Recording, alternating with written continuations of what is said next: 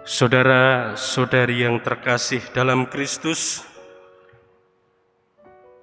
kalau di awal tadi dalam pengantar saya mengatakan bahwa tindakan Yesus itu tindakan simbolik, kita akan melihatnya demikian, bahwa memang pada waktu itu yang berlaku pada masa itu adalah uang Romawi. Karena bangsa Yahudi ada di bawah penjajahan bangsa Romawi, maka uang yang berlaku itu adalah uang Romawi. Padahal dalam tradisi bangsa Yahudi, uang dengan gambar manusia, orang, itu tidak boleh masuk ke dalam bait Allah, tidak boleh digunakan dalam rangka berbakti kepada Allah, dalam rangka peribadatan. Lalu kemudian ada situasi lain bahwa untuk memberikan persembahan tadi disebutkan kurban hewan dan sebagainya itu, mereka pun memiliki syarat-syarat yang ketat. Hewan ditentukan harus begini, harus begitu dan sebagainya. Maka orang untuk beribadah, untuk masuk ke dalam bait Allah, untuk mempersembahkan kurban, pertama harus menukar uang itu dengan uang khusus yang ada di bait Allah. Ada uang khusus di sana. Lalu kemudian orang-orang atau pengurus-pengurus bait Allah itu juga menyediakan hewan-hewan kurban yang sudah memenuhi syarat di situ. Sehingga orang berpikir daripada ribet cari hewan kurban harus diperiksa dan sebagainya, maka mereka membeli di situ. Nah, itulah praktek yang terjadi, bahwa ketika orang mau beribadah, ketika orang mau berbakti kepada Allah, mereka justru disibukkan dengan kegiatan-kegiatan seperti itu, penukar uang, lalu kemudian bisnis hewan dan sebagainya. Itu yang terjadi. Lalu kemudian kalau Yesus hari ini membersihkan bait Allah, begitu tadi dikatakan membongkar, membawa cambuk cemeti dan sebagainya, apakah Yesus sungguh-sungguh mengobrak-abrik mereka itu? Secara logis kita akan berpikir atau akan mengatakan tidak mungkin Yesus mengobrak-abrik mereka. Kalau Yesus kemudian masuk tiba-tiba mengobrak-abrik mereka, menjungkir balikkan meja dan sebagainya, ya dia tidak akan dihajar oleh banyak orang. Ia akan dihajar oleh banyak orang pada waktu itu. Dan tentu saja itu kalau berpikir secara negatif begitu ya. Tetapi secara positif, kita yakin bahwa Yesus itu bukan seorang agamis yang fanatik. Yesus adalah orang yang bijaksana. Maka bisa kita bayangkan bahwa tindakan Yesus itu semacam unjuk rasa, semacam demonstrasi begitu. Mungkin kita ingat beberapa waktu lalu ketika baru marak-maraknya reformasi itu, pernah ada demo orang menggotong mayat ya.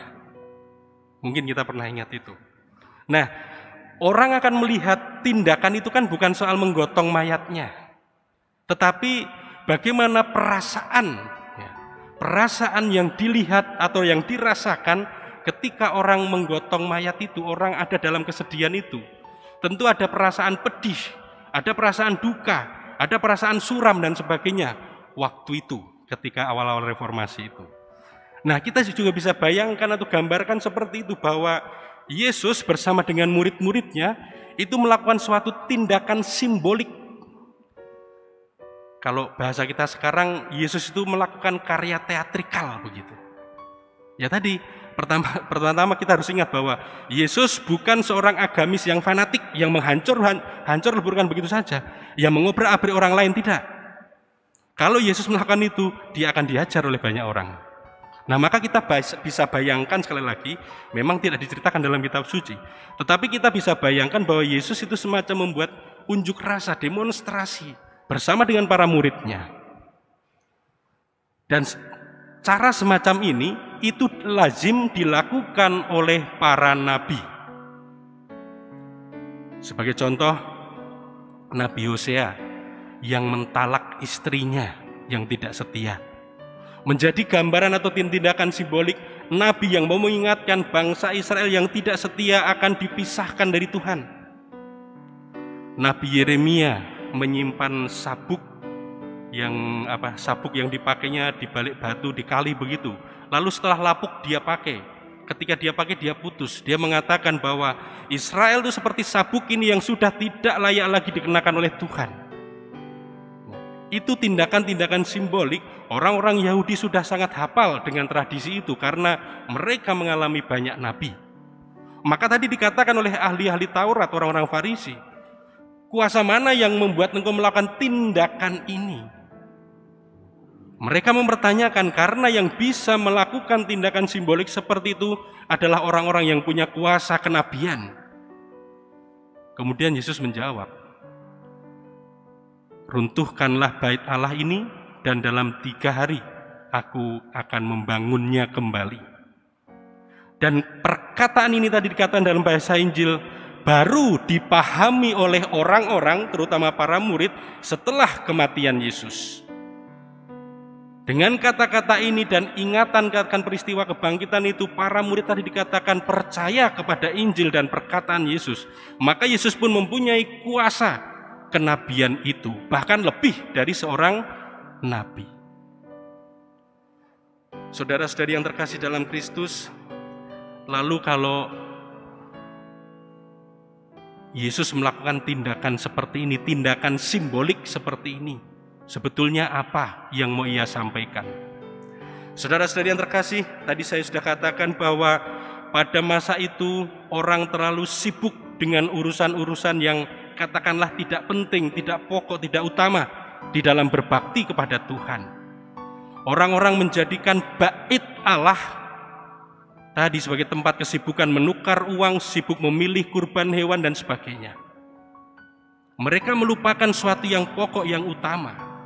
Maka dengan tindakan simbolik ini, Yesus mau mengajak orang-orang untuk mengarahkan kembali perhatian kepada bait Allah yang hidup, bait Allah yang membawa kehidupan, bait Allah yang sungguh menjadi tempat orang mengalami hadirnya Tuhan.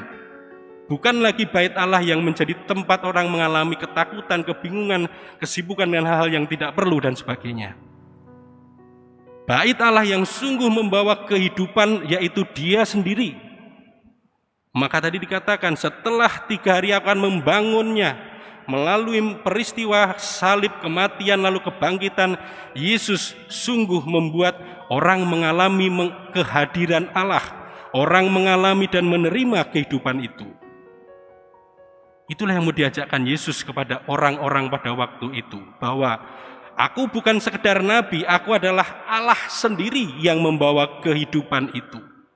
Maka saudara-saudari yang terkasih dalam Kristus, semoga di masa 40 hari ini pun, ini juga menjadi kesempatan bagi kita untuk senantiasa mengarahkan diri kita kepada yang seharusnya itu. Mengarahkan diri kita kepada yang pokok, yang utama itu.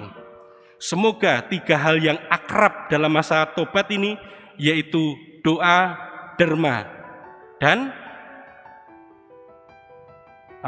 doa, derma, dan lupa. Doa, derma, dan puasa itu sungguh menjadi cara, menjadi wadah, menjadi alat bagi kita untuk sungguh mengalami Allah yang hidup itu. Bukan sekedar untuk melakukan kewajiban masa tobat, sibuk ngurus ini, ngurus itu, dan sebagainya, boleh ini, boleh itu, atau tidak, dan sebagainya. Ada yang bertanya, Romo, kalau puasa minum jus boleh enggak, dan sebagainya.